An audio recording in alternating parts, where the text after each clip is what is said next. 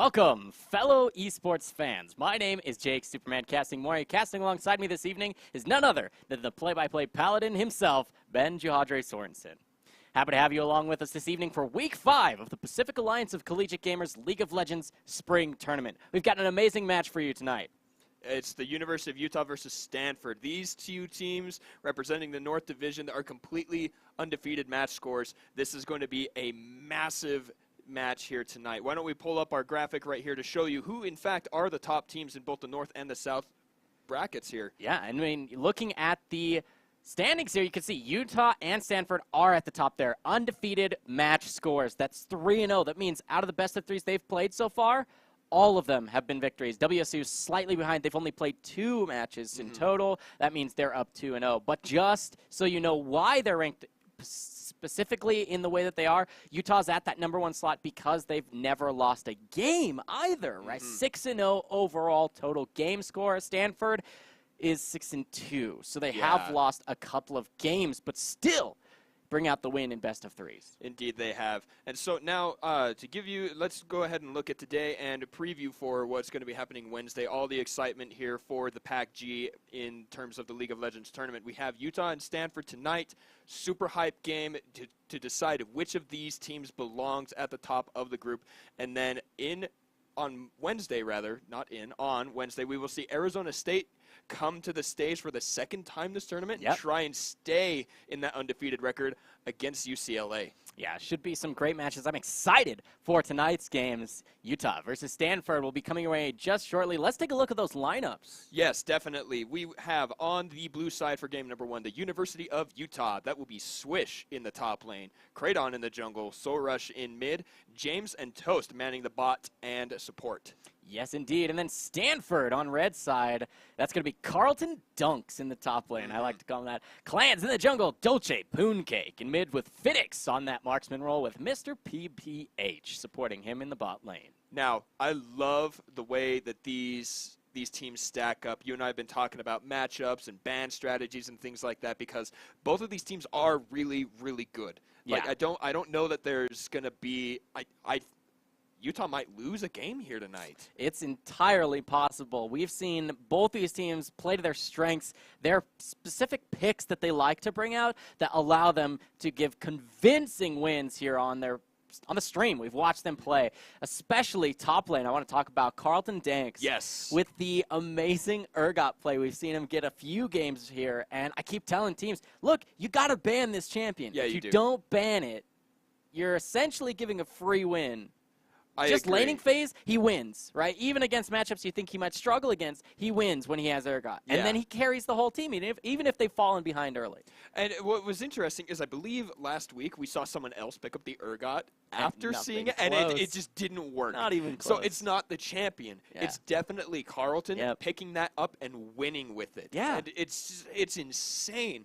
I think the bigger part of it is that the whole team of Stanford knows when he picks that guy, feed him. Yeah. They send Clans up there. They roam Dolce up there, especially because he was on the Kassadin. Yep. You don't get the likes of Zach and Sejuani from Clans. It's just they make it so easy for the guy. Yeah, they do. And then from the mid lane, too, for Stanford, the Kassadin pick has been something to watch. For Dolce Pooncake, he's done so well on that Kassadin pick. There was one game I recall, too, where I was questioning the Kassadin pick. I said, I remember that. I don't know if you can really do this because you have no laning presence. I believe they had like a weird jungle. It was the Poppy jungle that they brought out, if I recall correctly. Game? Was that the same game? Give me just a second here. Sorry, folks. Well, one way or another, it was that the early game draft was just, like, not there for Stanford. And I kept talking about how the Kassadin pick was suspect because it's in a losing matchup. You're not going to do well. What can you do to help your team? But even though they still put their confidence in that pick, Juhadre, and it ended up turning out big for them because when team fights began to break out, he was there. He was getting on the back line, deleting them out, and ended up getting so fed that they won the game off of that Kassadin pick. And so you got to be careful if you are Utah because those are the two. You and I talked. There are 3 required bans against Stanford. Let's see if Utah has done the homework to see what those are. So that's going to be the Kassadin for mid lane against Dolce Pooncake. You got to ban that out. Carlton Danks does very well specifically on the Urgot pick. You have to get rid of that. So if it's not going to be those 2 bans, then you're looking at as a follow-up too, Mr. PBH will almost always take the Tarek pick if it's left open. And I talked about how marksman bans are the ones to go about it against Utah. So Stanford with the Caitlyn ban, I think that's the most standard one. You might want to see Zaya get banned out as well. If we're just banning out Caitlyn, leaving the other marksmans up, then you move to jungle support bans from here. You can see the Zac now pops up on your screen. And so what's interesting is Utah has opted not to ban any of those champions so far that we've been talking about. They must be confident into it. And you know what? For good reason. Swish and Soul Rush have proved time and time again that they are good enough to face whatever matchup comes their way. And so I think that they have something specific to counter it. And Soul Rush playing that kind of roaming style that he prefers. So I think they have their answers. Yeah, I mean, to be fair, when we normally see Stanford pick those champions in their draft, those solo lane all-stars, I want to say, the Kassadin and the Urgot, it's later in the draft. So you wouldn't see them get picked early unless they're really confident that they can play them into a blind matchup. But you see now with all the first bans coming through, Zaya also banned against James. That leaves maybe only Twitch as that hyper carry late game unless they're going for something even more all-in to that kind of a strategy like a Kog'Maw. Well, I think that what you did here is you forced the not 80 carry first pick. I think that instead you grab your jungler first if you're Utah. Get Kraton on something comfortable. The only two junglers out are Zac and Skarner. But Olaf got a recent buff, was very, very strong. We saw in LCS. He also plays Sejuani. He plays Jarvan. Jarvan, yeah. I want to see the Nocturne come out because he got buffed so incredibly much.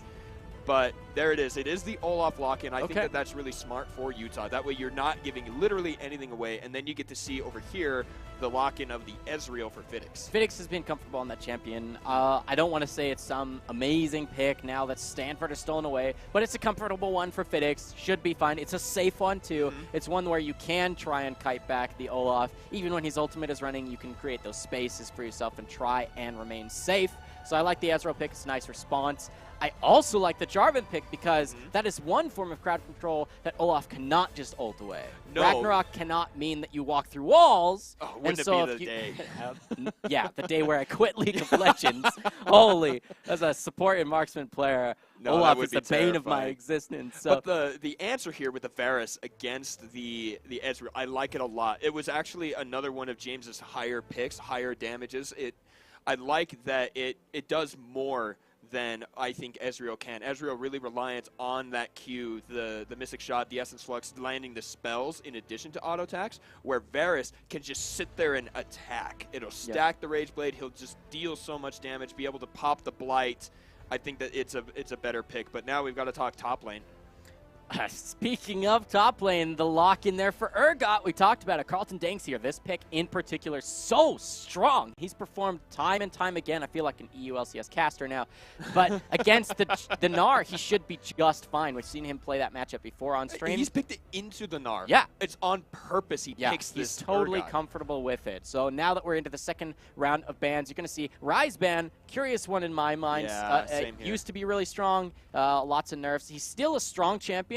His front-end burst is a lot higher, but his wave clear has suffered based on those changes. Kassadin gets banned out, so not going to be there for Dolce Putin kick. They're not going to get those two solo lane picks. No. We'll have to see what the answer is here for Stanford, knowing that they have the strong side, top side of the map. Yeah, and it's going to be even worse because Jarvan is going to be the one ganking for that Urgot. The knock-up from the EQ, even able to flash in there and secure the knock-up once you get the Cataclysm. Gnar is just not going to be having a good time. Like you said, that's the crowd control that will stop Olaf. None of this, what was the disdain from Urgot, no knock-up from EQ, no anything to stop the Olaf. But you know, the interaction with Gnar is actually interesting. If he's Mega Gnar and you ult him, he can just throw you against your own wall, and that would be sad. Yeah. So it is kind of nice answer to the Jarvan pick. But speaking of these bans, Mr. PBH can't play the Tark anymore, so he's going to pick that Karma. And I do really like Stanford's choice to ban Lulu here. Because the Lulu is, I've said this before, we talked about it mostly when talking about Utah's bottom lane and how you have to ban Lulu against them regardless. Because Lulu in particular, regardless of if it's Toast or Adam Josh, that champion will buff, it will augment James's ability to hyper carry late game regardless of what marksman they pick. It's just so strong. The Whimsy for bonus attack speed, move speed to chase people down and just DPS them to oblivion, plus shielding, slowing, knockups, knockbacks. It's such a strong champion. The Lulu, they're banned out, so you can't have that additional, I want to say, level of carry potential that can come from just the marksman alone. So they take that away. It's going to have to be far more aggressive. Now it's a full-on run-at-you all-in composition. Makes you wonder if Varus was the right boy. Maybe you wanted the Sivir with this kind of draft. I mean, maybe, but check this out. So Leona's passive is called Sunlight. When she hits a spell, your teammates instantly deal bonus damage because of that. So Varus already going to be dealing bonus damage with his Blighted Quiver. So let's think about that stacking. All that extra magic damage per hit constantly is just going to, I think that's what they're trying to do, is shove this lane and really force them to be careful where they are. And with Karma being a squishy champion as opposed to the likes of Alistar or Braum, I think that it might be wise, but I don't like that pick at all in terms of for Zoe. I like it because Stanford picked it into this matchup. She just got buffed, but I don't like seeing Zoe. I don't like seeing that champion make it out of ban phase anymore. To be fair, she did get buffed. She's strong again. Yes. It's been that back and forth buff, nerf to different parts of her kit. I do want to ask a question, though, and hypothesize for a moment. We've been talking about this bottom lane. James on Varus normally is the on-hit, the non-crit build. Okay. Right? But speaking of like build path and the way that you're going to deal damage, you talk about the Blighted Quiver. Jahadre, do you see them, because of the nerfs now to fleet footwork, do you see James taking press the attack? Because if you're locking them down so well, especially in this lane in the 2v2, you know you're locking down probably the Karma. You probably don't even try to go for Ezreal. No, it'd be too weird. You've got Ignite. That's so much damage between these two champions already. I think press the attack is even better, especially because if in team fights you're looking to be essentially only fighting either Jarvan or Urgot or both if you're Varus, and they're going to be locked down in place, you know that you can auto-attack them, and you have attack speed, you're definitely getting 3 of your auto-attacks onto a single target. I think press the attack's pretty good here. The nerfs to fleet footwork don't make it a useless one. You can still take it. It still helps you in laning phase. But I don't think it's as good as it used to be for helping you late game, so I like press the attack a little bit better. Lethal Tempo seems a little bit memey if you're not having the shield heal supports that are going to give you more attack speed. Yeah. So I don't think Lethal Tempo's the better answer. If you're not taking fleet footwork, I think you go, instead of Lethal Tempo, you go press the attack. That just got buffed too. Yeah, it did. It's got buffed and then buffed again. Yeah. Right? It was kind of adjusted. Mm-hmm. So they took the early game and made it stronger on press the attack, and that was the first buff. And then on this most recent patch, they doubled the early damage that you get when you proc it. Yeah. So it went from 4 to 8. That is huge. Yeah. What they did is they increased the percent, and then they nerfed that and gave it more like front end burst. And then they went back and give you a little bit more of that percent bonus damage. Yeah. So with that all together, plus you mentioned the Sunlight passive from Leona, I think this is a really explosive bottom lane for all in potential, starting even at level 1. Zenith Blade, you just go E level 1. You don't take the Q for them, like the trolley clearing wards type stuff that you see some Leonas doing. No. I think you just go all in those first few levels over and over and over again. Maybe you even cheese them with Olaf showing up with red. You're on blue side, so that's on the bottom side of the map. Well, and as an Ezreal player, do you start Q? That means you will not have the arcane shift. Not until level 2, no. And so just exactly that. Yeah. There are so many ways that Utah can abuse it at the level 1, and especially like you said, grabbing the Zenith Blade first, I think that's amazing. You don't need the Q. And there's no invading and quick ward killing required in the meta right now. And for Varus, you go E.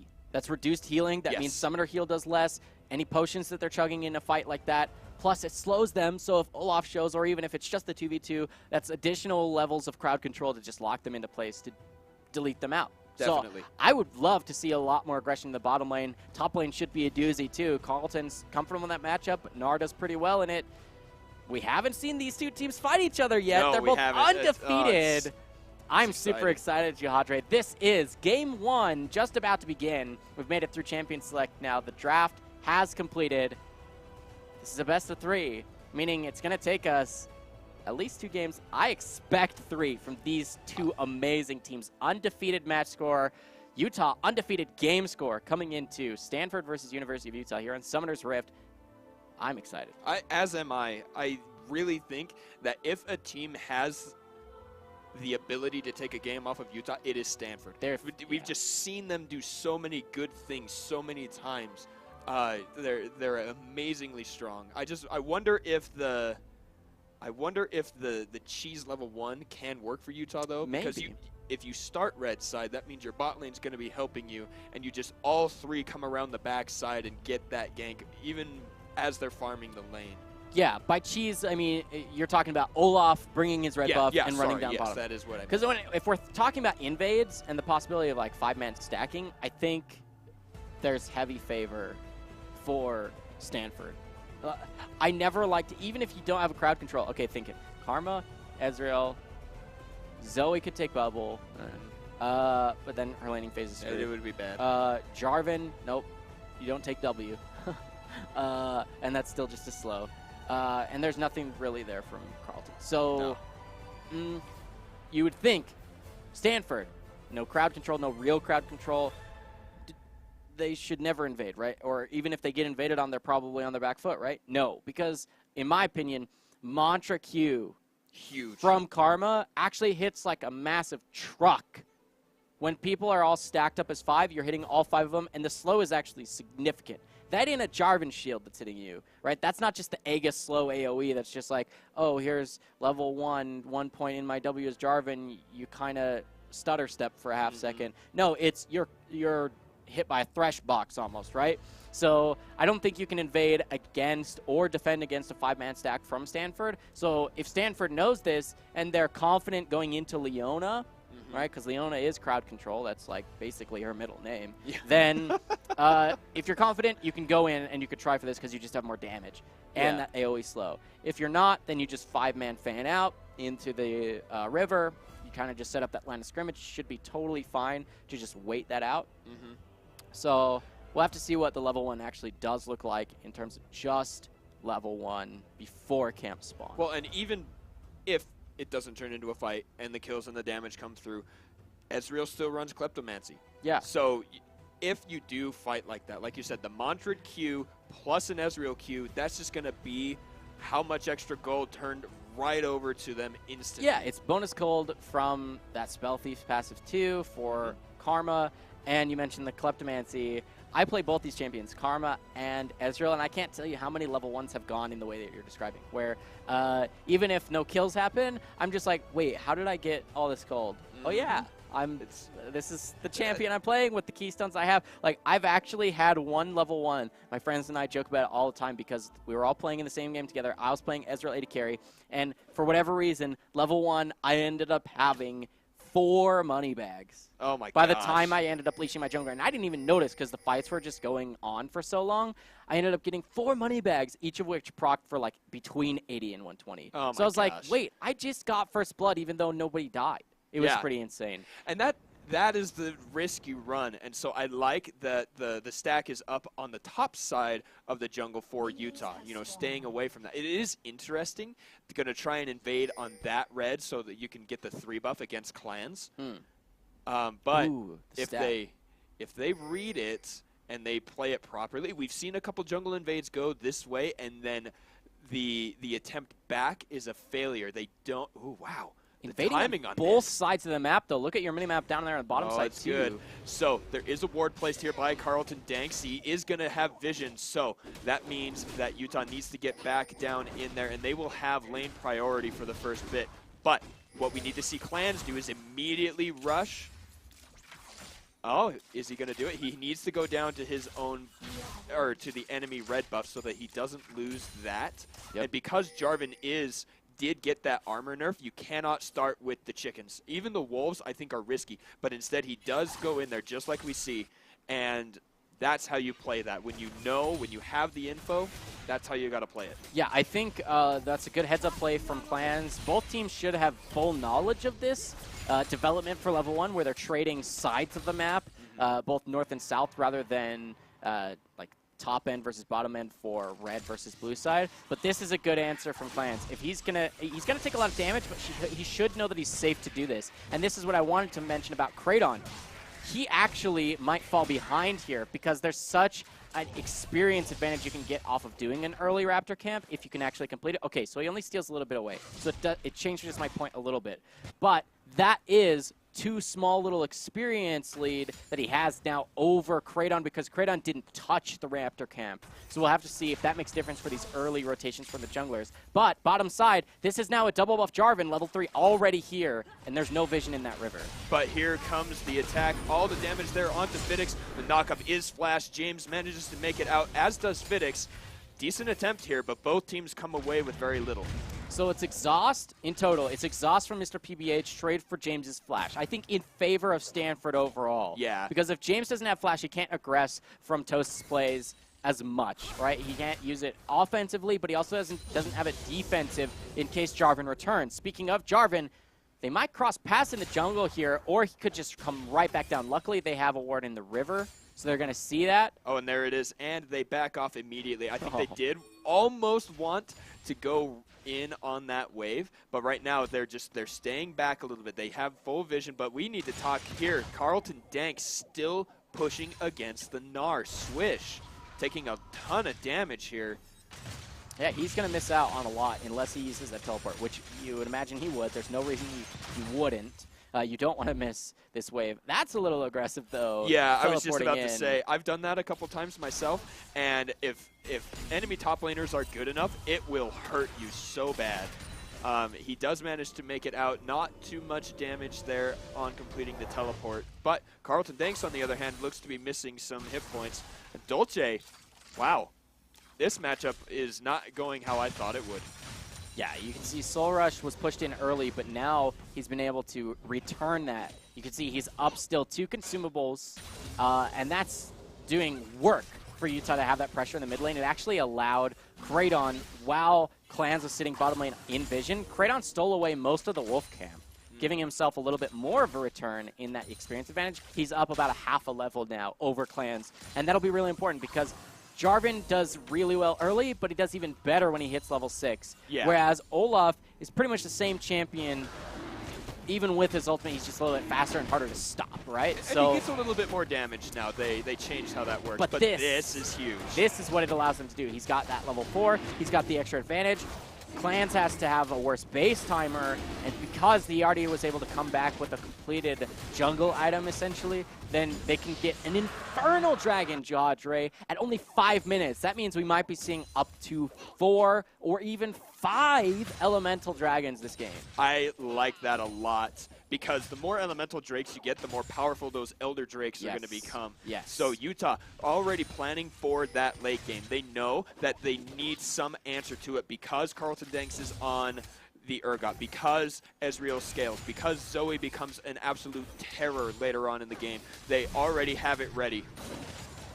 And another really interesting thing, one of the reasons why Olaf is such a good jungler, that passive, the more hit points he's missing, the faster he attacks. I don't know if everybody was catching that, but he was swinging axes like a madman against that dragon. Yeah, Swish should know that Clans is here because the control ward was just put down. Level 6 means it's unlikely he would fall anyway. Clans is only level 4. Yeah, he is going to go ahead and throw that. In addition to that, he is in Mega Gnar almost. Ooh. It looks like the Ignite is ticking onto Mr. PPH. Does he have enough? He manages to live probably single-digit hit points right there. Wow. Yeah, the heal was used by Fidix, who's going to be alone under turret. But I like this rotation from Dolce Pooncake. He's got Redemption, too, to maybe make this even more aggressive. Ooh. Close. Sleepy Trouble Bubble does get that extended range over terrain, and that's what hits the minion. But Toast and James doing pretty well here. Ooh, they might be actually looking for some cheese in the bottom lane, too. They're out of vision. And the base timer could be better for them. They're sacrificing the better base timing to maybe look for some cheese. Oh, They do man. get the Zenith Blade into the stun. There it is, and there's the slow from the E, like you said, forcing Fidix's flash. That now puts them at summoner advantage on bot. Yes. Nope, I lied, because Mr. PBH still has everything. He does.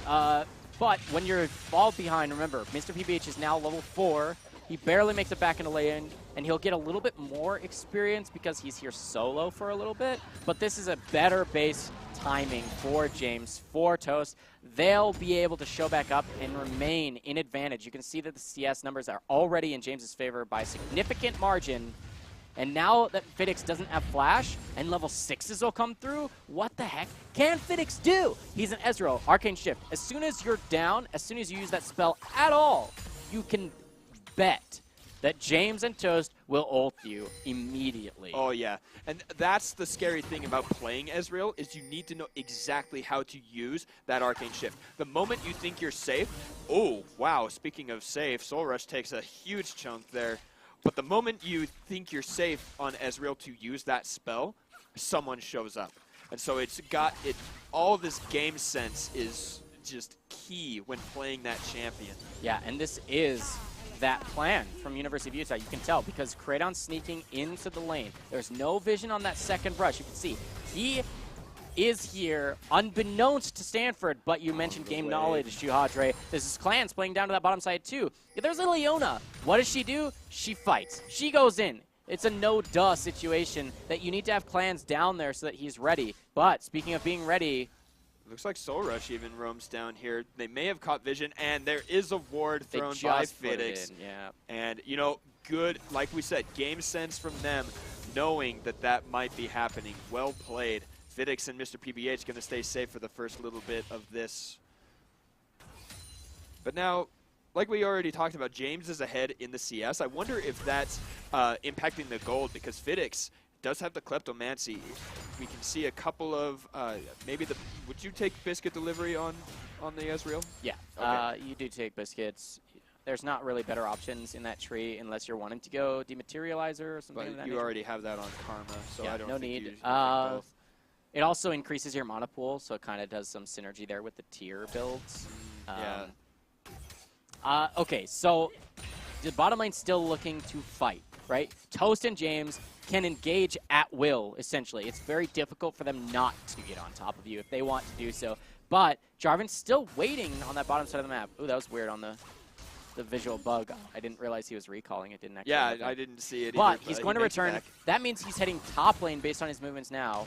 And if he's doing so, that means Carlton Danks is calling for. Ooh, this there is it teleport. Fidix goes down for first blood to James, and now Dolce, Pooncake, and Mr. PBH are in, as is Carlton Danks, and there's the ultimate onto James. The suppression is there, and the kill goes back over. Swish now taking a lot of damage. He jumps forward. He is now Mega Gnar, gets the stun into the wall, gets a good wall up, and the last auto attack, Mr. PBH is going to go down. Toast and Swish, another Zenith Blade. Flash from Carlton Danks, damage there onto Toast. He dodges out the Sleepy Trouble Bubble, but he needs to be really careful. Carlton Danks can use, oh wow, dodging out the the Q there. Carlton Danks helps secure the kill for Dolce Pooncakes. Orianna. Now Orianna is here. Soul Rush has the ult, does manage to kill Carlton Danks, and now the fight is going to go against Dolce. Flash picked up and used. Clans just barely making it down here. He decides to go in, flashes to get the knockup. Damage is there. He ults down onto Soul Rush. Clans now is probably going to die to Swish. This fight is insane. I can't even get all the words out. Swish is now in a lot of trouble. He gets the new rune to kind of save him a little bit, dodges out the last bits of damage. Are we done with this fight yet, Superman? Oh, I think so. I don't think Dolce wants to stick around any longer than that. That lasted so long my that God. Fidix not only ults from base, but gets back down to continue the fight even after his ultimate had made it there from base. So Fidix dies at the front end, makes it back through, and participates at the end.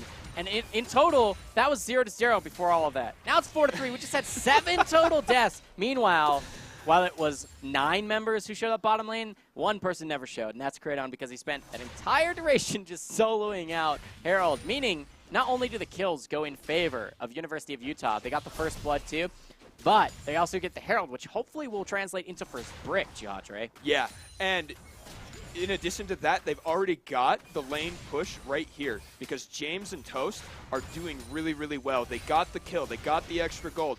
They have the pressure because Leona is a fighter. And so they're going to push up and get themselves another Drake, I think, as well. They could.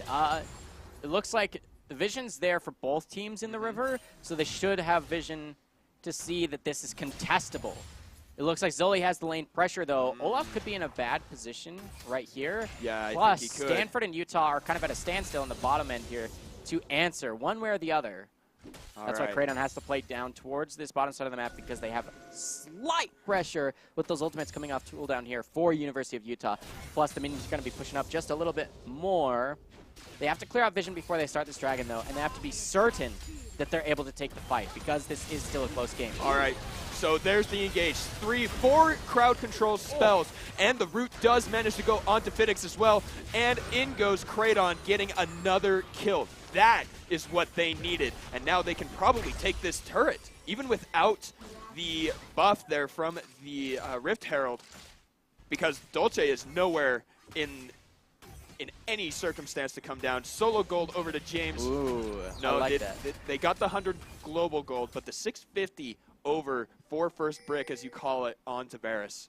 Yeah, that's really huge because you don't want to be sitting at the pickaxe and recurve bow for very long because you'll actually swap over your adaptive damage from your runes if you buy the blasting wand while you're building towards Rageblade. So giving the extra boost of gold there will mean that he doesn't have to take that pit stop and doesn't have to wait too long to complete that item. Should be able to do it just here. They're going to recall. That's the second Elemental Dragon. We're only 13.5 minutes into this first game of our best of 3 here, Jihadre. I'm excited to see this developing for University of Utah because they are playing to those strengths. What did I say about the bottom lane? Explosive. Those ultimates, when they're there, Karma is basically waiting to die, right? That's how it goes. You don't go on the Ezreal. What did they just do there? They went on the Karma. Absolutely delete her out, and then it's just Ezreal alone under turret. Jarvan too far away, and they bring in the jungler. Dive it out. That's first brick. Even more kills on the bottom side of the map, and they donate that local gold all over to James. Now he's got that completed item. To further that point, correct me if I'm wrong, but if Karma uses her E, that courage, on herself, she doesn't proc Ardent Sensor, correct? That is correct. And so she cannot have the bonus attack speed and non-hit damage. So even more reason for Utah to go directly for Karma. The moment Karma is dead, just think about how much help Fidix loses. It's insane.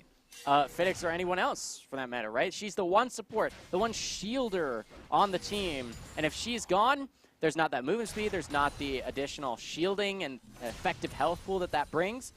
The ward just expired in that brush. Yes, it did. And you've got so many members. The flash from James! He nails it, and the follow-up with the ultimate from Toast. They're going to go in onto Mr. PBH now, and that is another immediate 2 kills. The ultimates, the vision, the plays. Utah putting it 8-3 in their own favor.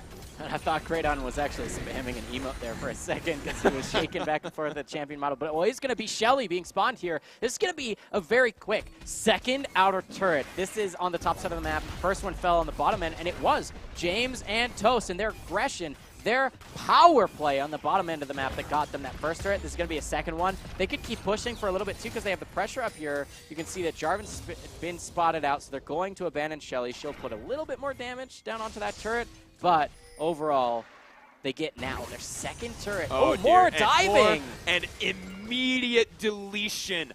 Toast. What a man here. Just diving, throwing out that Zenith Blade, getting the crowd control. Everything is working here for University of Utah. Yeah, I mean, it's a pick composition that team fights pretty dang well, and it only has to be a couple, maybe even 3 of them at best to get any of these picks to happen.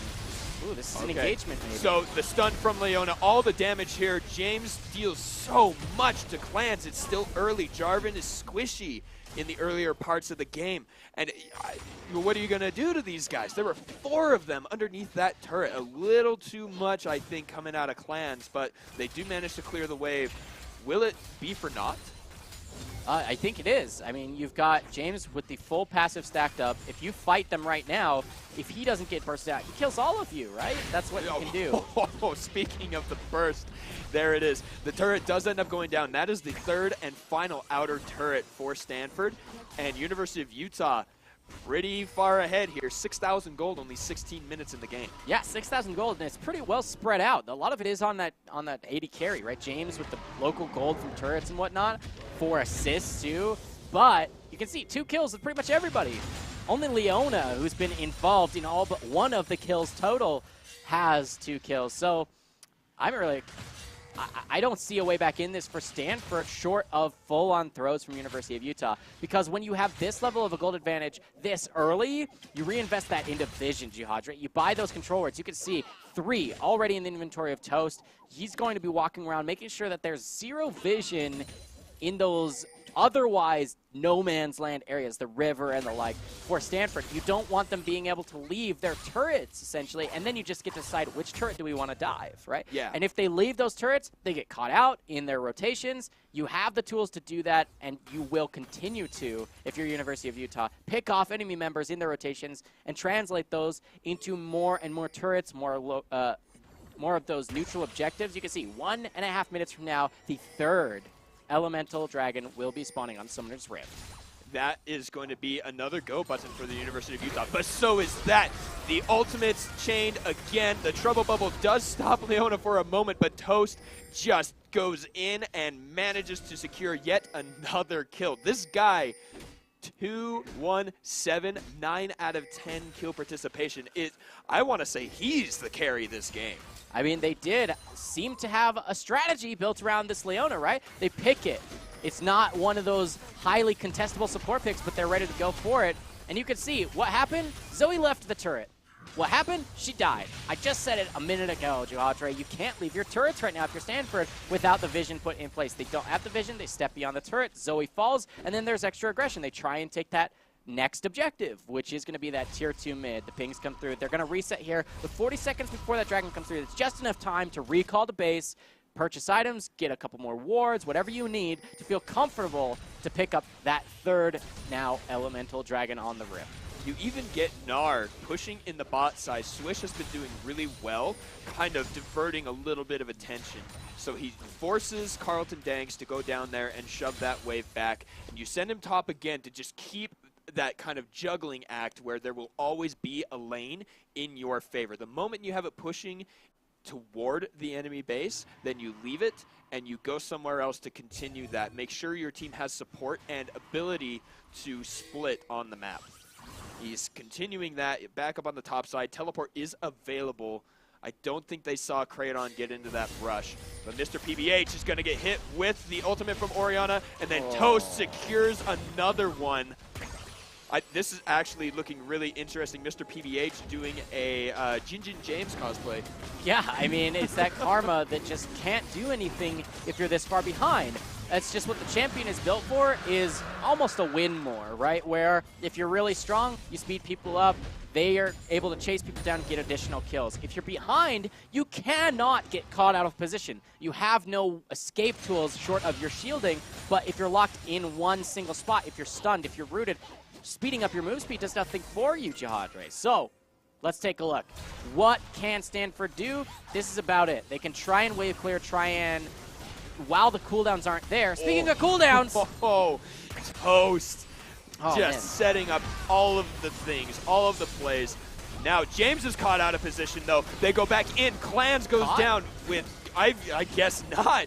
James doing the best bait I've seen this tournament. Teleports are coming in from the top laners now. Swish is in Mega Gnar. He gets the ultimate and the W and the Q all on the Dote Pumcake. Now Toast is taking frontline damage. Kraydon going to get shielded by Orianna. Mr. PBH throws down a powered Q. Carlton Dank splashes forward. He's probably going to clean up the kills himself. He does get a double, but James manages to take him down, gets his own ult down onto Fidix, forcing his splash. James is dealing so much. Whoa. And then the ultimate from Orianna takes a kill. James manages to pick up Fidix.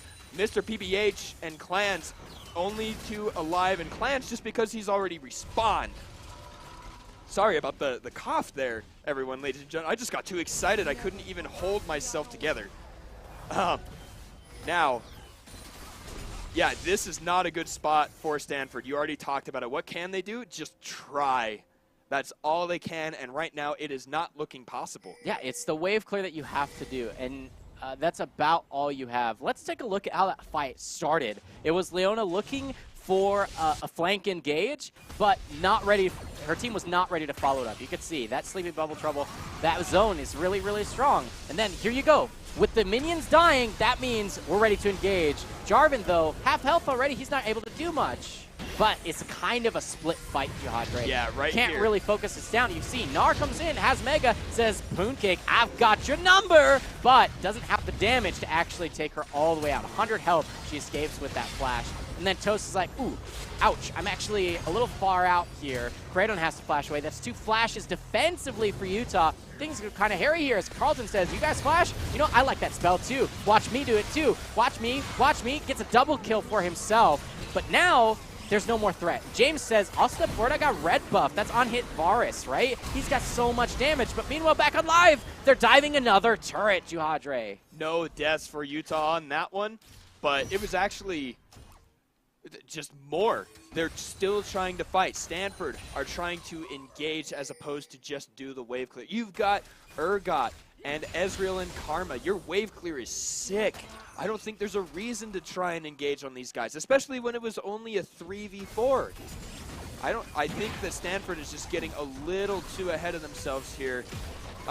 They cannot stop it, which is weird because the only Drake that Utah doesn't have is a mountain, but they've killed more turrets than anything else on the map. Like, yeah. Percentage-wise, comparatively, you can continue killing champions all game, but there are only so many turrets, and they're already 4 out of 11 down. Yeah, 4 out of 11. There's not many still defending their base. Ooh, this could be... Ooh.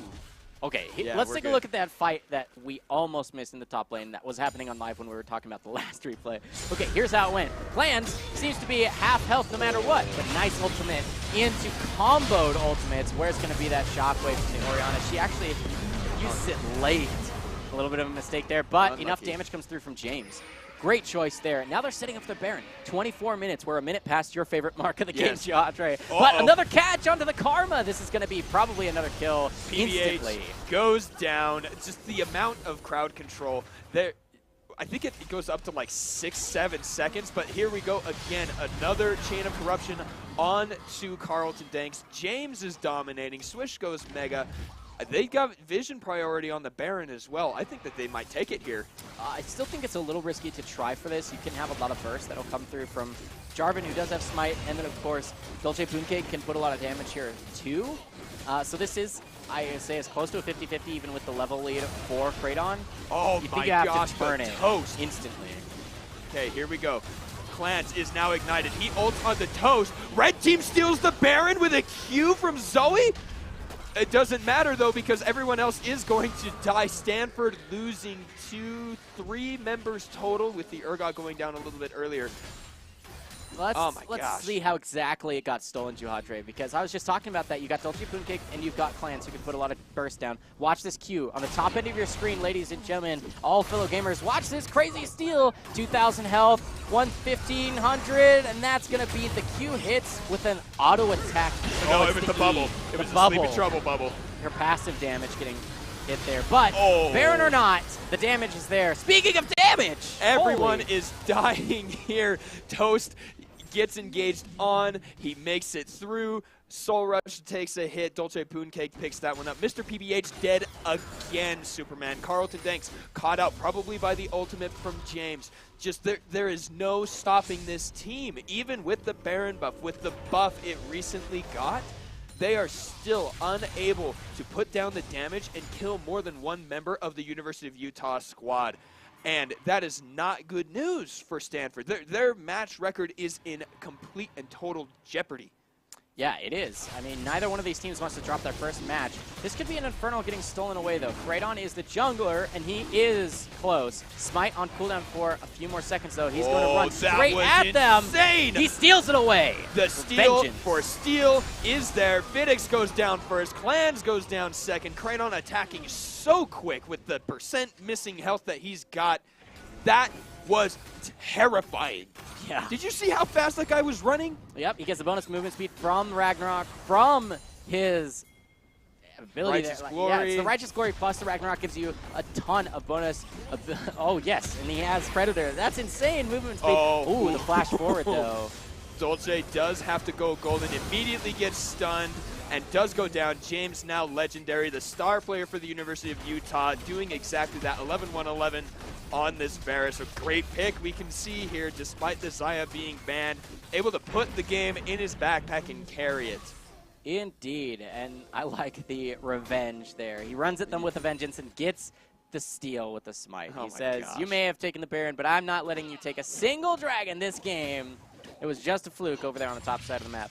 So, the split push is working just fine. They've only dropped 6 total deaths, 27-6 in kills. That's a 12,000 gold lead. Will this be a fight? Here we go. Oh, No. why wouldn't you go for And it? now he does go in. Swish is there now. Swish gonna flash forward, get the Gnar against the inhibitor. The ultimate from Leona is there. James legendary. They're gonna take this turret now. Flash forward from Fidix. He says, well, I mean, what else am I gonna do? No damage coming out of the Q from Dolce Pooncake. That paddle star, not quite enough range, but the flash forward from Toast. The cleanse burned immediately. Drowsy now onto Toast, trying to get the damage. Dolce Pooncake takes a massive chunk from Soul Rush, and it doesn't matter. This is going to be the end of the game. University of Utah, pretty convincing here in game number 1. Do they lose another one? Nope, they're going to get another one. An ace now to end the game on... Oh, wait a minute. No, those minions spawned and stopped. Yeah, it is. It's the end of the game. Soul Rush flashing into the fountain just to do it. Amazing showing out of the University of Utah. Yeah, I mean, if you can win in 28.5 minutes, only getting the Baron stolen away, dropping 6 kills, that's pretty dang good. They never lost a single turret.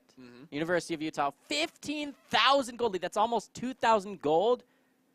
Like, that's almost 500 gold accruing per minute, right? That's a lot. That is so much gold. So that's kind of a convincing showing in game 1 here. This is a best of 3 between University of Utah and Stanford. We'll talk more about how that game 1 went after a short break to give these guys time to get ready for game 2.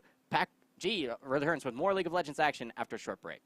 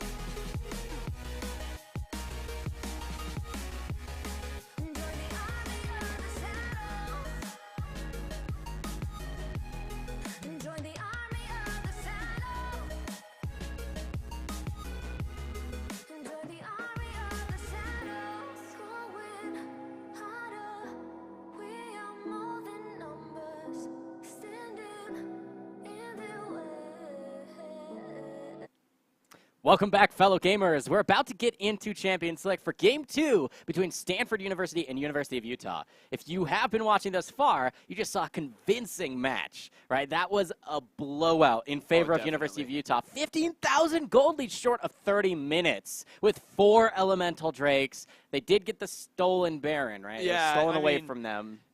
If we're calculating perfect game minus kills, yeah, that was the total. Only thing. So 6 deaths and a Baron stolen, but everything else from that game from Utah was pretty immaculate. Yeah, it was really strong, and it was off that Leona cheese pick, I want to say. Really smart, right? There was a lot of support bans that came through, and then the Karma pick, and then you pick the Leona and you say, we're just going to engage on you. And interestingly enough, what it looked like to me was Stanford's jungler gets baited here. Clans is like, okay, I know that Leona's I don't do anything unless I'm going in on you. So why don't I just play around bot side, wait for that to happen, and turn things around?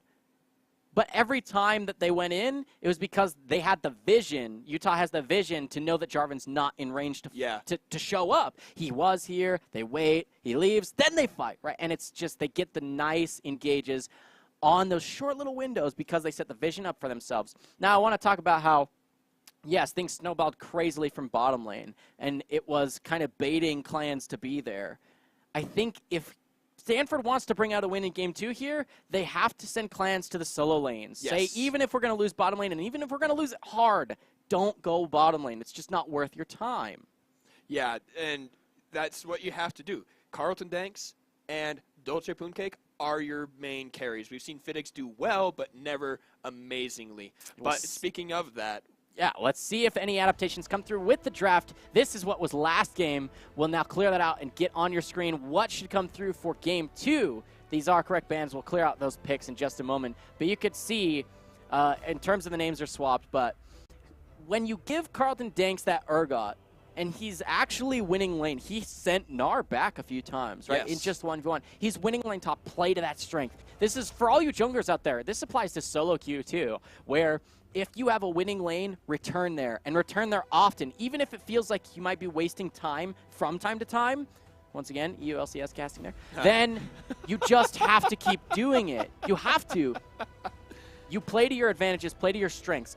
Don't try and make up for weaknesses because it's too high risk to make up for what is already a deficit instead of reinvesting into your winning lane. So if Carlton Danks and Dolce Pooncake are actually winning their lanes, and they were at the very beginning there for the first while of lane phase, a good portion of laning phase, Carlton Danks and Dolce Pooncake winning, then I think you have to have them have additional pressure from that jungle, know that you're losing bottom lane, give that up. So the bans come through, though. They're looking pretty much the same. Utah bans exactly the same. Stanford bans Cassio instead of the Caitlyn, and Varus comes through instead too. of the Zac. Yeah, but that means they're going to steal away on blue side here, the one they didn't ban, which is going to be that Caitlyn. And I think that that's going to be a little bit better for Stanford. Caitlyn is going to have so much more early presence in the lane. She's got the wave clear. She's got the bonus damage with the headshots. I think that it's a better pick.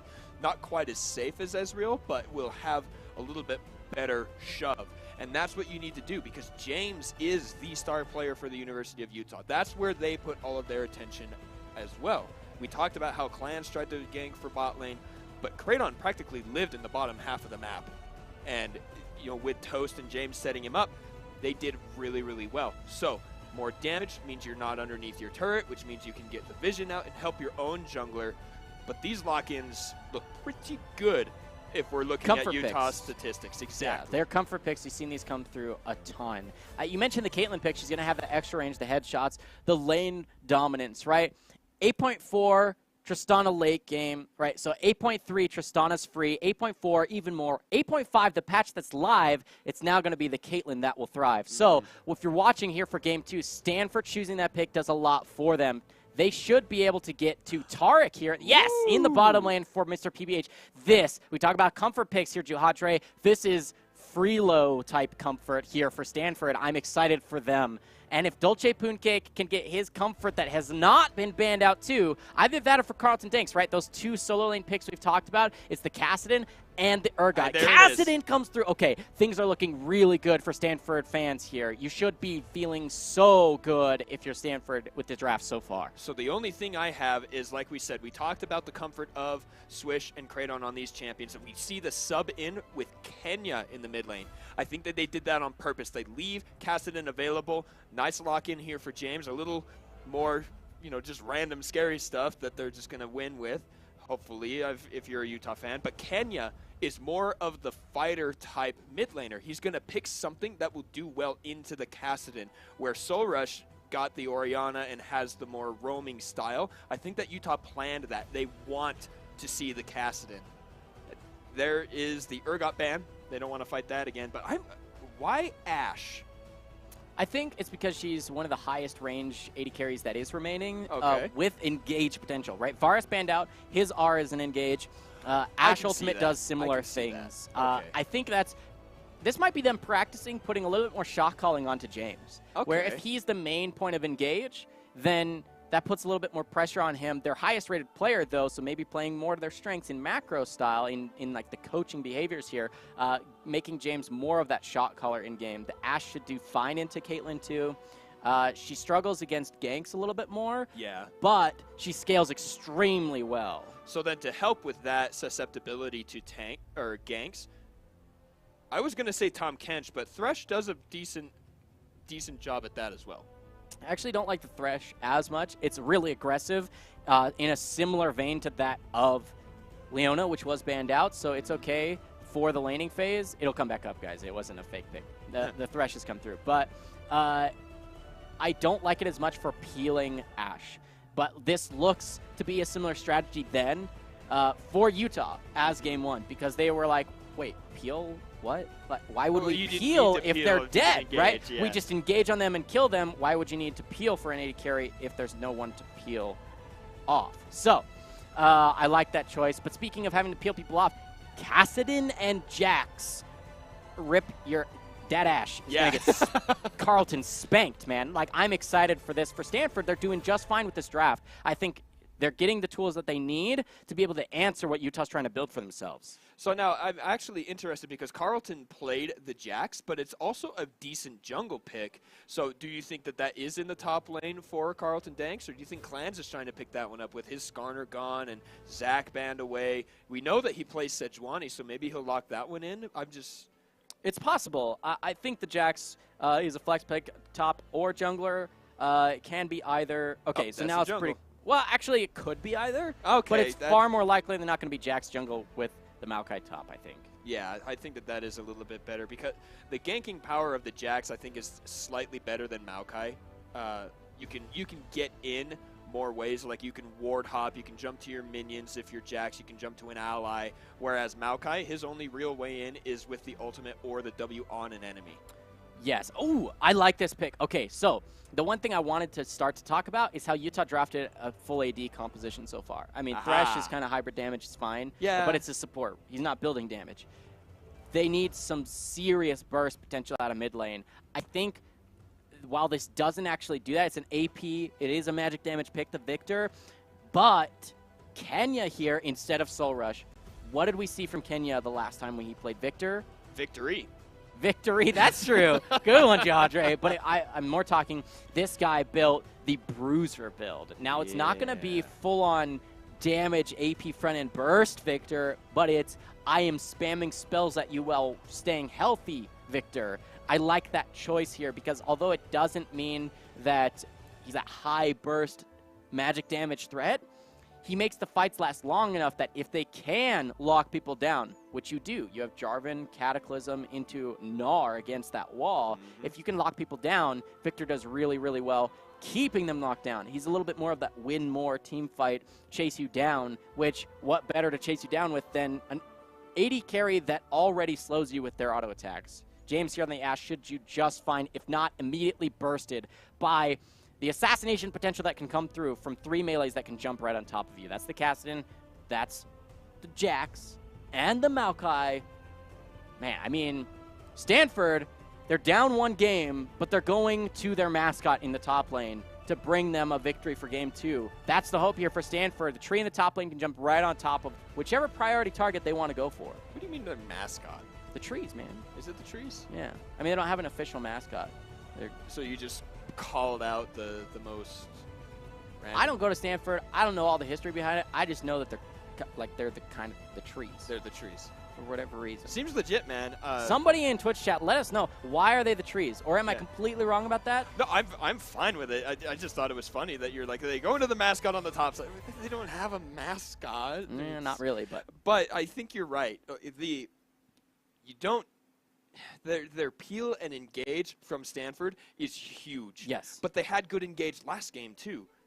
So I mean, it was decent, right? You had the Jarvan. It didn't work out. You had the Urgot. You can get in there with the Disdain. You can get the Sleepy Trouble Bubble. You can get the slows from Karma. Those kind of things. But now they have real full-on engage. And so I wonder if it is going to be the answer against Utah. I think the problem for Stanford last game, one, the Leona just did work. Yeah. But more importantly, she was able to do work that was unanswered because Clans was just in the wrong place at the wrong time. He had the wrong idea, whether that was the team shot calling to that end or if it was just Clans himself or just the wrong strategy or them not understanding how to play this.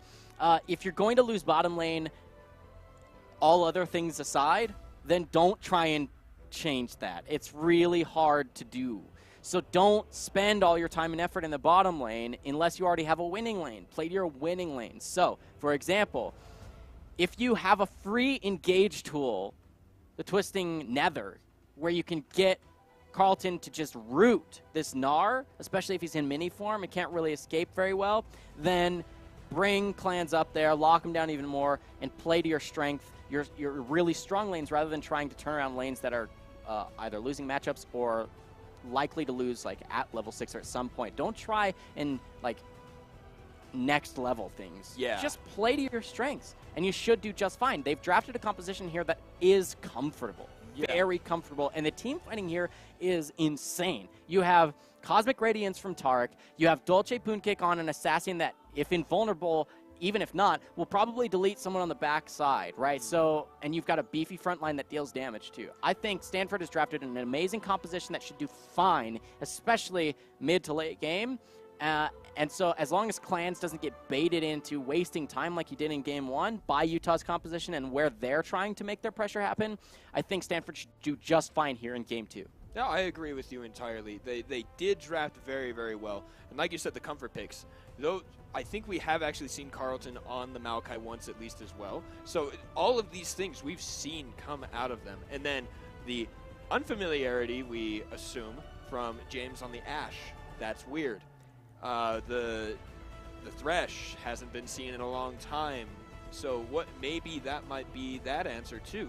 They're maybe not quite as comfortable, even though their top side of the map is definitely that. I think what Utah has drafted here is the go button bottom lane once again. We'll have to see how it comes out. It's the post level 6, just say ready, set, kill him, right? See champion, kill champion. That's their strategy. But here we are on to Summoner's Rift. This is Stanford versus Utah in their best of 3. Game 2, first game went in favor of University of Utah. This could be match going over to Utah if they can take the win here. Summoner's Rift is the map. I'm excited for this one, Johadre, because these are 2 undefeated match score teams. Utah now 7-0 game score. Stanford 6-3 game score. But things could turn around here with the comfortable composition Stanford has drafted for themselves. It definitely can. And something interesting I've seen in Mr. PBH's inventory both games is that minion dematerializer. Do you think that that's still trying to get rid of the Baron minion thing because that is a really easy counter, or is it because they really do understand that James and Toast here are very, very strong and wanting to be able to push the lane? Well, essentially what Utah's doing is, game 1 they had Leona and Varus, 2 people who say, do we have spells? If yes, flowchart, kill them. No questions asked, right? Ashe kind of does similar things, can burst you out. Thresh isn't Leona, but he's very good at either setting up or following up engages. So This is some cheese in the bottom lane, though. You can see Toast has Ignite, but there's 3 members here. The flash forward to get the Dazzle. Flash away. Flash followed by Clans. Summoner heal is used. Flay throws them off. Toast and James do make it out. But 2 summoner spells for 2. You know, this is interesting because this opens up Kraydon to try and maybe look for an invade. He's unhealthy, but now that he knows that Clans is a little behind, he might be able to cheese him out. But more importantly, because Clans started bottom side and they got the spells, the push here from mid lane means bottom lane's free to even play as though they have summoner spells, and Kenya's here to help. Kraydon 200 health. Maokai's coming close to you. This is really risky now. Yeah, Took too long. I think they have to back out.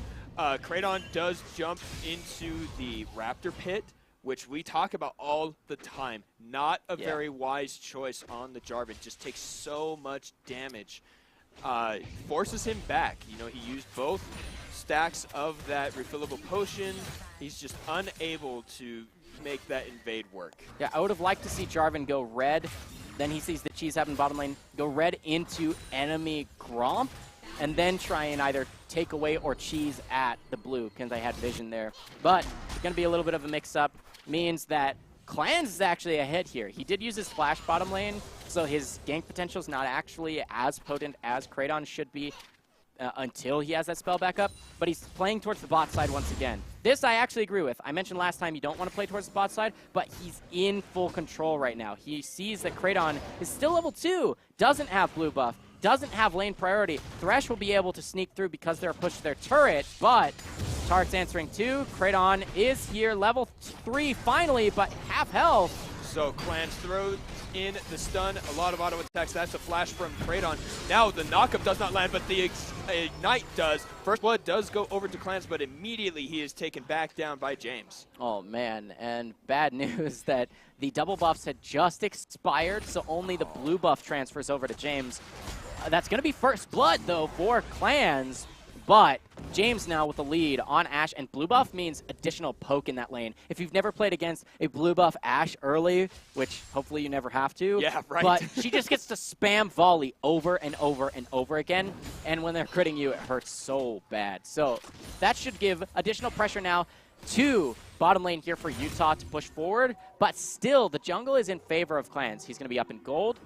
When you lose your buffs that you're alive with, right? Kraydon now is set even further behind in the jungle. He's down in overall experience from Clans. He's down in pressure, and it's going to take him that much longer to get to the point where he feels comfortable to be ganking, unless he plays to this bottom side right now with the pressure that Utah has. Yeah, there is a ward here just where the blast cone would normally be, so he may make it out. No, he does get spotted there. And there is the ping. What was interesting that we just saw was Gnar and Maokai. Those two fighting up there. Swish had advantage for a lot of it, but then Carlton Danks able to get his passive healing off of the minions. He doesn't have Grasp of the Undying, but instead went with the Aftershock trying to do more damage. And it looked like it worked because he forced Swish back and to use the teleport. But back here on the bottom side, we can, yeah, they just pushed right up. Utah throwing out those volleys. Blue buff still pretty long here on James. A lot of auto attacks. Mr. PBH going down to half hit points. The volley keeps him there even while he's healing. And yeah, you can't push in this lane with that blue. Oh, ooh, Dolce Plumcake goes down to a decent gank here in the mid. Yeah, for positioning, for you to see the death there, I'd love to see a replay as to how that exactly happened, because you don't normally see the blue team mid laner dying near red team's turret randomly like that. But a fight in the top lane. That is the ultimate to keep him there. Carlton Danks is still mildly healthy, has to flash. Swish doesn't want to follow it up because that spell is really valuable, but a good disengage from Carlton Danks, able to make that out. But now, here we go. Mr. PBH is going to be slowed. Kraydon just wanted to get them away from the minion wave, help shove. This is actually really smart. This secures a good base timer for University of Utah by bringing the jungler down there. They can't look for a fight anymore, but it's going to take longer for... Oh, okay, so they're not actually going to make use of it. I think I disagree with this choice. I think if your jungler gives you that extra couple of seconds of a base timer, you should take advantage of it. Unless there's some other strategy you hope to use down here, you have to like hard shove. Which it doesn't look like they are doing. They're just putting those auto attacks. Dolce sees Kraydon, throws down the ward. He does get knocked up. Only level 5 on Kraydon, but Kenya is on his way. Dolce took a lot of damage, actually, from that Jarvan. Yep, it's the front-end burst damage that Jarvan can do, even when full tank, even without items. Speaking of Dolce Pooncake, before hitting level 6, he was just level 5. Let's look at how that fight happened in mid lane when he did get caught by the Jarvan that resulted in a kill. Just really good position here. Kraydon forces him to walk as far away as possible, and then through Fog of War, the flash failed. That's going to be why it happened, is the flash over the wall failed, ended up resulting in a kill. So that's just unfortunate to see. Dolce Pooncake gets caught, fail flash. That feels so bad. Yeah, it's too bad. I failed that flash a couple times myself, and it just, it's I never devastating. You never have? You have never failed that flash? Never? Never. Got it. Awesome. But let me tell you, it doesn't feel good because it's not a hard one to land. Like up here in the top side, there's a really fat wall that you have to be in the exact position. The Dyrus wall. The Dyrus wall. Yeah. Yes. Not quite as bad as the Scar Award. Oh, Matt, do you know what the trick is? There's a snail. Yeah, there's a snail. There's a snail on the rock, but let's talk about that in a second. Mr. PBH does not land his stun, but the Ignite does go down. One more auto Toast attack. might You have get to it. auto attack. And Toast gets it with the Ignite. But James able to stop Fidix from doing anything for a whole second with that enchanted crystal arrow. Now the death sentence barely doesn't hit. Carlton Danks has Swish underneath the turret. He jumps away. One more hit should do it, but Kraydon is in the wings and actually manages to save him. The pings are out. They know Clans is here. They know that Dolce Pooncake is on the way. Kraydon and Swish going behind enemy lines everywhere. Dolce does get knocked up. He does have the damage and does take down Swish, but Dolce is locked up in the Cataclysm and gives another kill over to Utah. Nice play there, but unfortunate they were at that point. I like the choice, though, for Kraydon to essentially escort Swish to his death, because Swish will die no matter what. And you know that they're sending Caston there. But what else do you know about Caston? No flash. Very squishy. You've got red buff on Kraydon. Just lock him down after he uses whatever Rift Walk is necessary to get the kill. Then you turn it around, be a little bit more bonus gold. And yes, you're going to one way or another sacrifice Swish's life, but you can at least turn that into a 1-for-1. Great choice by Utah. Unfortunately, you get caught if you're a Utah fan. But Stanford at least gets a kill here on a Kassadin, right? He's been struggling so far, but now we're post-level 6 Kassadin. Hopefully that means very good things for Dolce Pooncake. Even better if he can complete his Roa as soon as possible. Now what is really interesting is how many champions we see taking the Fleetfoot, even with its nerf. We can see 3 of them in this game. James took it last game as well. And they're just healing a little bit at a time. Oh, but the junglers might catch each other here. Kraydon sees Clans. He does burn the flash. Toast had already queued up that death sentence, but now they need to be careful because the Scryer's Bloom does spot them. That means Kassadin is on the roam. It's a good flash, but you don't need to do that if you're playing a little bit smarter. Clans, they're caught out of position. If you can't get that gank off, don't step into the river if you don't have vision. You don't know where Jarvan is. And imagine even if they're not there. We'll talk about it in a moment. Speaking of that, now let's see. Fidix is still slow. Mr. PBH gets hit with the death sentence and the knockup. Mr. PBH does land his own ultimate. He is invulnerable, but not anymore. Oh, one more auto attack would have got it, but it is not there. Nice disengage. Good timing on that ultimate. From everybody's ultimates actually were great. The Enchanted Crystal Arrow, the box, the Cosmic Radiance, everything worked out for defense terms for both teams. Now Toast, ooh, there we go. Yeah, his death sentences are on point. You can see, if you don't have a spell there for Fidix, you're caught. Ooh, this is a fight. Speaking of caught, Clans gets caught in the Cataclysm. They keep it on just long enough. James is not going to go down, and Toast tanking turret doesn't either. Nice juggling of aggro there by the University of Utah team. Awkward prioritization there from Fidix, though. Oh, the clip there. Kraydon has flashes forward, gets the EQ, but gets dazzled underneath the turret. Mr. PBH, Fidix dodging it out. He only has to survive a little bit longer, but Kenya picks it up with the empowered auto attack. He's flashing Ooh. forward for the dazzle. James goes down. Chaos Storm is there to deal a little bit of damage. Toast is really low. Mr. PBH, though, is being followed by that Chaos Storm. One more spell. Kenya flashes forward, unable to cast it. Dolce Pooncake is not, he does pick it up, but not before Kenya takes down Mr. PBH. Oh my goodness, another long, drawn-out fight there. Dolce Pooncake gets a couple more kills for himself there.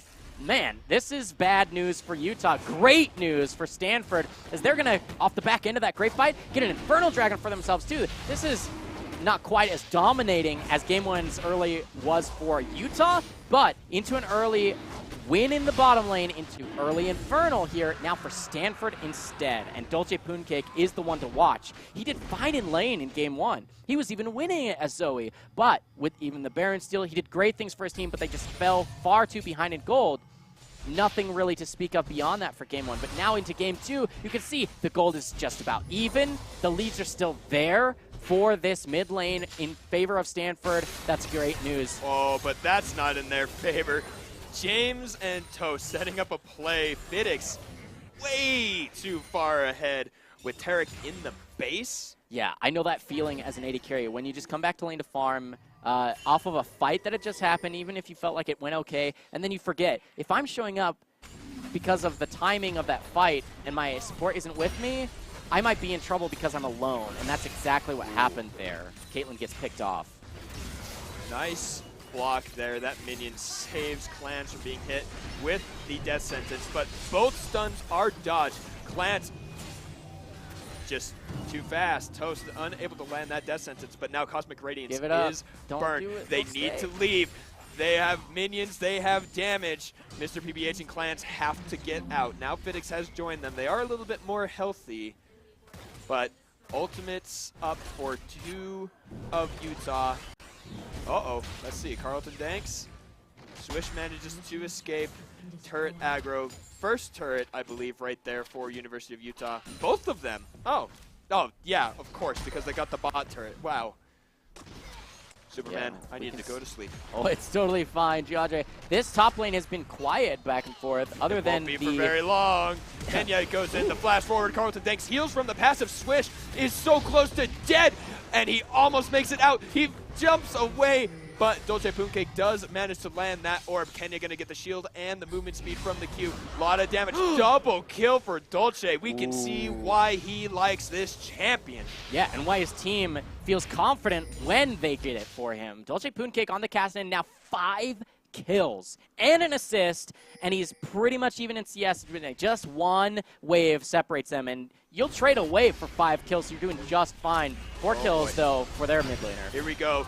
The Dazzle, rather, does stun up Toast, but it is not enough to save the life of Fidix. Kraydon gets a great ultimate onto him. Mr. PBH going to dazzle one more time, but Swish is already back alive. They're going to get another one. Double kill for James there on the back of the double kill from Dolce Pooncake. And of the two players in this game, you want to be getting double kills. Those are the two, my friend. Yeah, and they're just going to try and take the Rift Herald off that fight. But I want to watch that mid lane fight once again that we just saw happen. Because, importantly, watch what Thresh does. He walks in, does get stunned, but off of this, he says, I don't care what's happening in Cataclysm. Let me play you into my box, Caitlyn. And then Fidix, you think you're getting out? Nah, Death Sentence into Ignite. Let me let James pick you off. And then he just keeps the pressure. Toast here on the Thresh doing work. Man, it's been a pleasure to watch his support play in these 2 games. You can see he's just locking people down for James to kill. So that's working out just perfectly for them. They have the Cataclysm to lock certain people in place, the melees that are necessary, and James says, all right, Toast, what I need from you is while they're locked down, while the front line is locked down, I need you to get me to that back line, allow me to hit even more than just these tanky frontliners. I want to actually deal damage in these fights, and in order to do so, I need to be hitting squishy champions. Toast says, your wish is my command. I will bring them right into your face. And fantastic to watch. It is, just like you said, the Leona and the Thresh having very similar jobs in these 2 compositions. Making sure that James can deal damage, can get the kills, and can snowball himself and their team ahead. isn't as dominant as game number 1, but they are still 4,500 gold ahead. They are ahead in the kills. They have all 3 outer turrets with a Rift Herald still in the inventory, ready to take yet another one. Yeah, I mean, it's looking to be similar macro, right? They did now lose an elemental over to Stanford, but 3-0 in turrets. This is a 1v2 situation, maybe even 1v3. Swish knows. Swish doesn't know that Clans is there. He jumps over. The Caitlyn ultimate is there. He flashes over the wall. Flash followed. Dolce Pooncake and Clans follow him. There's a smite. No kill for Dolce, but Clans does pick it up. I think it makes the best of a bad situation there. I don't think you're supposed to flash after him there if you're Stanford. No. You have 2 champions that can make it over that wall if you just wait a few extra seconds. And what is Nar going to do? Try and run through his team? You have the position there. So good thing for Utah, Ooh. It's flash for 2 flashes. So actually in favor of Utah, though they do lose the members. So you're probably dead no matter what in this situation. If you can get a couple flashes to join you, that's pretty good.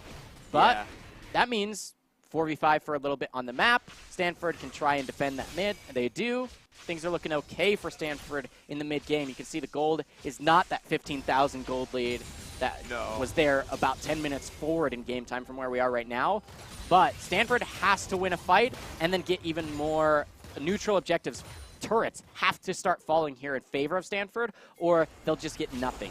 Well, and if they can't get those items, they can't get these fights. You can see Caitlyn trying to just wave clear, static shiv, boots, just a BF sword. You can't really take these fights as the Caitlyn to match that kind of damage. Carlton Thanks goes in. James is still decently healthy. Summoner heal burn. Dolce is locked in the Cataclysm. Carlton Danks is trying so hard. Kenya manages to pick him up. Dolce has to run out. Clans now goes down. That team fight was immaculate for the University of Utah. Huh. You know, Awkward. Awkward is one way to say it. I would say what's most telling here is that Stanford's just not on the same page with each other. Yeah. That was the 1-by-1 solo queue strat, right? There was no team fight there. That was Utah peeling away 1 member at a time. Carlton Danks goes in, Clans tries to follow up. They can't really do anything if they're only going in 1 at a time.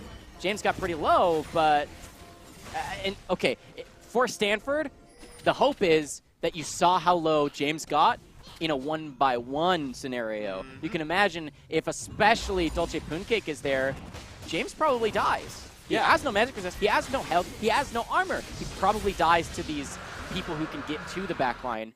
But there's the kicker, the caveat being, Stanford actually has to have all of them there, or at least enough members to finish Caitlyn, or finish James here off on the Ashe. Caitlyn has to be there too. Caitlyn was doing red buff while that was happening. Yeah, that is a little weird. So let's watch, because Dolce was there, just unable to get into position. He immediately has to hit that Zhonya's key. So James is all alone up there against the Maokai, and Dolce jumps in but just gets stopped left and right. So there's the 1 going in, there's the 2 going in, and then the 3rd, just like you said, 1-by-1 strat. Yeah, I guess I didn't even realize that Dolce Pooncake was there from the first end, just because he was locked down for so long. He doesn't have the CDR yet. The cooldown reduction necessary to have his ultimate always available to essentially nullify Kraydon's Cataclysm if it's used on him exclusively, like it kind of was that fight. Locked down the tree for a bit, but not enough. So they just need a little bit more. I misspoke. Caitlyn wasn't doing red, but she was just in the jungle, right? Not in position to follow up that fight. You have to have everybody in position for Stanford. You have crowd control up the wazoo. Now you need your damage in place. Oh boy, they go in onto Fiddix. Clans wants to get a stun, Summoner heal burn, but Kraydon is dealing decent damage. Clans goes in solo instead of trying to peel for his carry and goes down himself. But here we go. Teleport coming out from Swish. That is a death sentence onto Mr. PBH, but now the ultimate is here. He gets a decent stun, but that's 4 invulnerable members. Pooncake jumps in onto James, and now it looks like he goes down. Swish is really low, but Carlton Danks and Mr. PBH taking so much damage. Kenya might be able to pick this one up. There's the rock and the volley. That's a kill now for James. Carlton Danks goes in to get the heal, but the flay and the combo with Kenya is just too much. Yeah, that fight looked like it was going so well for Stanford, but let's look at the fight once again, and I want you viewers to, along with me here, how often does Caitlyn get to auto attack? This shows you why she can't deal damage right now. 1, 2, 3, trap down, and this beautiful play from Carlton. He's going to knock Kraydon into another trap. 5, 6, 7, 8. into another auto attack. Fidix is able to actually fight this entire fight, right? But there's just no damage. One kill is all that comes through for forever in that fight. And now Fidix is still healthy, doing just fine. Able to keep auto attacking. Stunned into the wall, but that's just for a short moment. Nice Cosmic Radiance. Even more auto attacks. Count them. They're coming through. Finally, one crit in that whole fight. And then that's it. Fidix will die on the edge here. Or excuse me, will get away. The only one who lives for this fight. If we get back to live here, we'll see. There's so many auto attacks that come from Caitlyn, but for 0 damage. Static Shift for Wave Clear does nothing for your team fight damage. That was only 16 auto attacks is actually way too many for an AD carry to get off in a fight and not win it. It's because there wasn't the damage. The eye edge is now completed. It wasn't there for that fight, and only one crit came through with the Static Shift for crit chance. Now that it's there, team fights that go similarly would actually go heavily in favor of Stanford. They're just not because the damage wasn't there from the backline. The items need to come through. The gold hasn't been there. Death Sentence from behind. Cataclysm into Enchanted Crystal Arrow, and Clans is taken out. Fidix is melted. Kenya throws that Chaos Storm to ensue chaos on the plan for Stanford. This is going to be a Baron for Utah. Yeah, hopefully it doesn't get stolen away. I can't imagine it would. Dolce's on the other side of the map this time. Yeah. He's going to try to head up this way, but I don't think he'll make it in time to even threaten a steal. This will be a 23 baby. minute Baron. The meme continues here. If you guys have been watching the Baron call, Jihadre said it a couple weeks ago. 23 minutes is when it happens, and he seems to be spot on every single game. It's the way the meta is right now. If you're ahead at 23 minutes, but not significantly, you will lose the game if you don't win in 23 minutes. That's what the prediction was. And so here we are again, 23 minutes. Utah is ahead, but look by how much. That's 11,000 gold. They are going to win this game with that Baron. Well, they're going to have to actually break the base if they want that to be true. Now you can see the Static Shiv helps for Caitlyn, and with Infinity Edge, the fight should be okay. The damage should come through, but now they have a Cannon Wave. There's no Banner of Command. This is 8.5, so it's not as... The Death Sentence does spell death for Fidix here. And then another stun. Cosmic Radiance is now gone. Kraton is pretty healthy. There's another Death Sentence, but that one's on the boat. Okay, he has to hit the Zhonya's. Will he be able to get out? Flashes away, but the slows coming out of Ash. James picks that one up. Another Death Sentence. This man is on fire. Toast is burning right now in that toaster. Swish already on the bot side. Gets them into the base there. This is the push, Superman. Can they end it? Did it. I think they can. You've got 3 members down still, about 25 seconds. You have all 5 members in the base with the Baron empowered minions. Look at those waves. But now the fight might be coming in. Carlton Danks wants position, but the flash forward, Kenya just deletes him. No need for the Cataclysm. Carlton Danks goes down. Mr. PBH is pretty healthy, but it is going to mean nothing. The University of Utah take the game with the Baron on the first push when they actually get one. Yeah, they did secure it that time. This time, 10 turrets to 0. Lost a few more deaths. Lost a dragon, but a pretty clean game once again from University of Utah. They take game 2.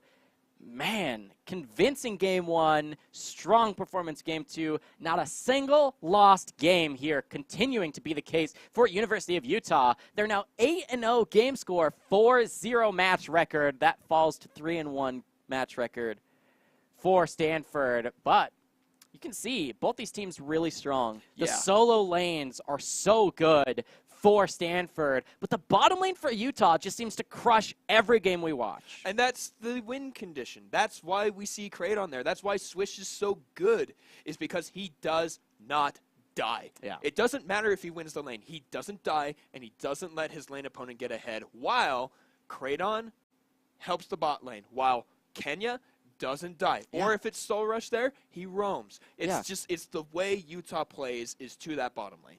Yeah, they just play to that strength of aggressive bottom lane. I'm liking that more.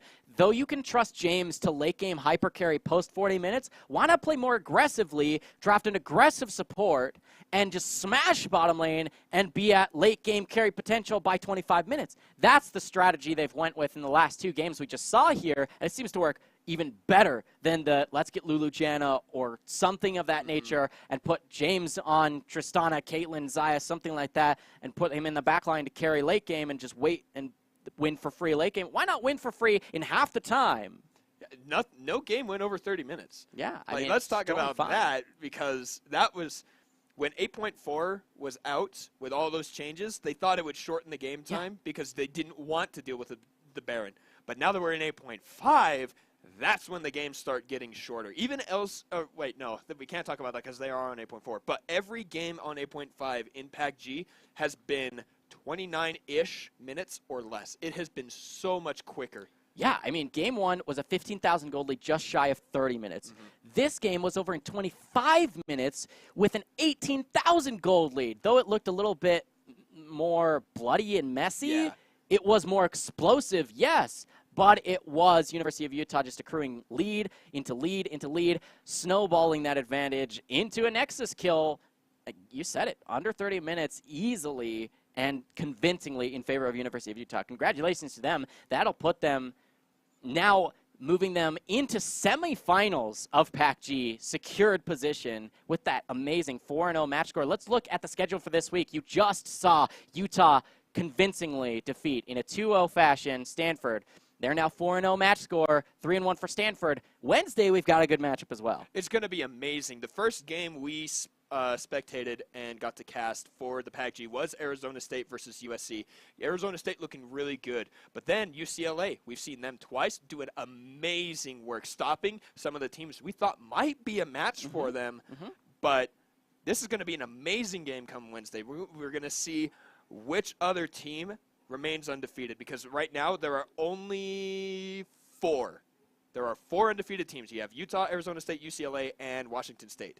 And there can only be 2 at the end of this tournament. Yeah, I'm excited to see how things develop now as we're approaching postseason. We're into week 5. That was the first game of the day, the one only match we have for you this evening. We have one match, as you just saw on the schedule, for Wednesday, week 5, day 2 of League of Legends. But this is Pacific Alliance of Collegiate Gamers. League of Legends isn't the only title that we No, definitely not. Tomorrow night it is going to be Overwatch. Wednesday will be League of Legends again. But then Thursday we come into Hearthstone, and Friday will be Rocket League. All of these titles coming to you from the PACG. It's all starting at 7 p.m. Mountain Time each of those days. That is 6 p.m. Pacific. And don't forget, daylight savings happened sometime in the middle of the night last night, so change your watches if you need to. I didn't change mine. I'm telling you, man, it screws everybody up. But those are the times, 7 p.m. Mountain Time, 6 p.m. Pacific. Come watch all of the PACG because it is high-quality broadcasting stuff. Yeah, that's important, the daylight saving thing, if you're an Arizona fan, for Wednesday. Oh, because they're the one state that doesn't change. So that's right. It'll be a little bit different there. But, yeah, we're thankful that you joined us here for our stream this evening. Again, my name is Jake, Superman Mori. You can check me out on all sorts of social media, Twitter, Twitch, Facebook, and the like, at SupermanCasting or SupermanCasting.com. Ben Juhadre Sorensen. Anywhere you see the name Juhadre, that is me. I am the one and only. Yeah, we're very thankful once again to our entire volunteer staff here. The production is a full volunteer production. Thanks to everybody out there. Thank you, viewers, for joining us. We hope to see you tomorrow once again for Overwatch Wednesday. You'll join the 2 of us here. We'll be casting for you more League of Legends action coming your way. Pacific Alliance for Collegiate Gamers wishes you a great evening. Thanks again. Have a good night.